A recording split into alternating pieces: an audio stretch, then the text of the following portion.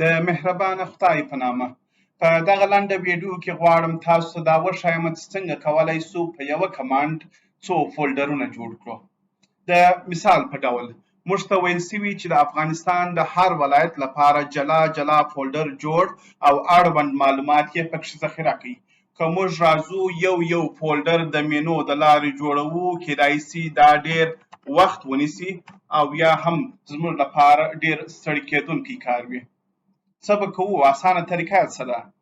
راځو د نوټ پاډ یو فایل خلاصوو، په هغه کې کمانډ ورکو MD یعنی میک ډایرکټوري، د ډایرکټوري د جوړولو کمانډ. د کمانډ وروسته لنډه فاصله ورکو او د هغه نه وروسته د افغانستان د ولایتونو نومونه لیکو. یو ولایت لیکو، بیا وروسته کامه ورکو. کامه د یو ولایت د بل ولایت ترمنځ د فاصلې یا د بیلوالي نښه ده. کله چې د افغانستان ټول ولایتونو نومونه مو ولیکله، راځو هغه ذخیره کوو. فایل سیف یا سیف اس ته راځو. د افغانستان په نوم فولډر ما مخکې جوړ کړی، په همدغه فولډر کې زه د خپل فایل ذخیره کوم. د مثال په ډول د پروینسز په نوم باندې زه د خپل فایل دغه کوم. دلته مهم ټکی دا دی چې کله مو د فایل نوم ورکړئ، د هغه نه وروسته ټکی او پسوند یا وروستاړ یې بټ ورکړئ، BAT.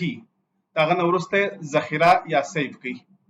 اوس که راسو پر سیف سوي فایل کلیک وکړو، نو موږ ته به د افغانستان ټول ولایتونه لپاره فولډرونه جوړ کړي. تاسو وګورئ، له بدخشان څخه نیولې بادغیس، بغلان، فاریاب، فراه، پېښور، کوټه، سوات، تخار، وردګ، زابل، کوم نومونه چې موږ په فایل کې ورکړي وه، د هغو لپاره جلا جلا فولډر جوړ کړئ. ښې چارې. الله مو مل شه.